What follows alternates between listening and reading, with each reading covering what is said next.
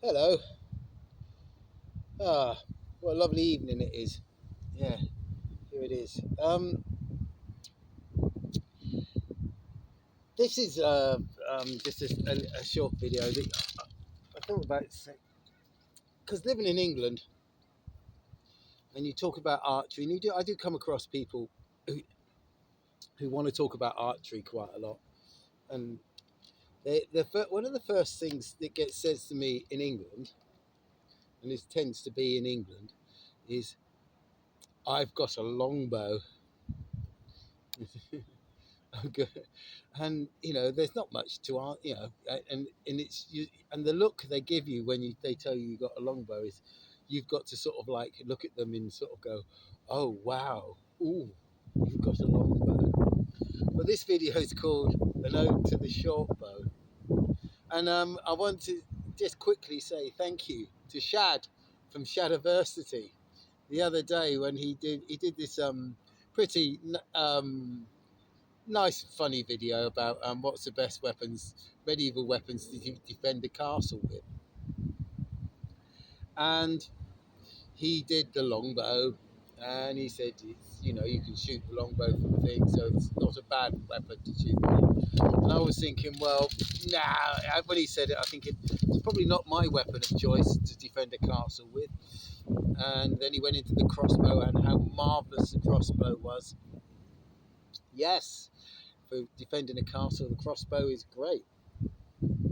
But I was very, very pleased to see later on he said the short bow. The short bow was possibly the best weapon to defend a castle. And I thought about it, and he must have heard the saying that an Englishman's home is his castle. So, and so the short bow is the best weapon for defending a castle. He basically said it was about the best weapon there was. Basically, it had it over the crossbow because it was just as manoeuvrable as a crossbow. But the thing about it is the rate of shooting off a crossbow, off a short bow, is a lot faster. You probably shoot 3-4 times quicker off a short bow than you can off of a crossbow, and that's just down to a lot of things. But it would probably be, you could probably get to 3 to 4 times faster depending on the crossbow, depending on the archer, depending on so many variables. But if you were to sort of like give it an estimate, 2 to 3 times minimum, yeah, and a really good archer could probably do 4 times as fast.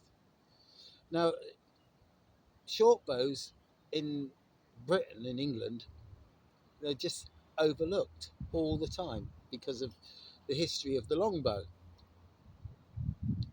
But if you're English, as I said, an Englishman's home is his castle, and for a bit of domestic self-defense, a short bow is possibly a useful implement. That's not to say that I don't have. Um, I think I've got 4 crossbows actually. I've got a repeating crossbow. I've got a quite a heavy poundage, about 240-pound modern compound crossbow. That's really quite powerful. And I've got some small little pistol crossbows as well. Now the thing about they are quite powerful actually. I have supercharged them, so to speak, and they're very, very powerful things. And one of the things is like, if you've got a powerful crossbow and you're shooting bolts, um, it's an expensive hobby, really. you know, you can shoot, get the sights in, get them everything in that, but you don't have to go through because the bolts go in so deep into the mats and everything like that. Like, and if you hit anything hard with them, they're buggered. They're completely buggered. And but they're good fun, and they're good for shooting and possibly for domestic self-defense. Yes, defending your castle. Yeah, but so is the short bow in one respect. A short bow is probably a very good way, useful thing to have around for domestic self-defense. Anyway,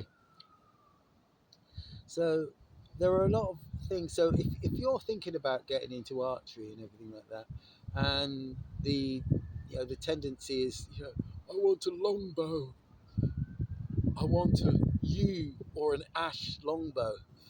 Um, Yes, I had an ash longbow. Um, Lovely, lovely, lovely. But as I've got older, I think the because yeah, one of the fallacy is the short bows aren't as powerful as a longbow. Longbows are more powerful. That is a fallacy, actually, to be quite honest, because you can have just as powerful short bows as you've got longbows. And I've got short bows that are up to £90, which is no point me having any more of that because I can barely pull the £90. Right, okay, end up with bloody sore shoulders and things like that. Like, yeah, this particular one here is £65. Nice, good pull. Um, that's good for thing. And the good thing about shooting a short bow is you can shoot on a shorter range. It's a lot, I mean, shooting a long bow on a really short range is it just feels a bit daft, really. But you can shoot these short bows over shorter ranges, like, yeah, and still have just as much fun with them. Yeah, and so you can shoot on a shorter range. So you can shoot in your garden, you can shoot things like that, and they're they're just as powerful. They're as powerful or as weak as you want them to be. Right. This is a homemade one. I've you see several videos of me about the ones that I've made, and these shoot for me. These shoot as well as anything that I've bought commercially or anything like that. So if you are thinking out, do not forget the short bow and enjoy it. Okay, because it's a really nice, lovely thing to shoot. What did you miss? There you go, missed. Short bow.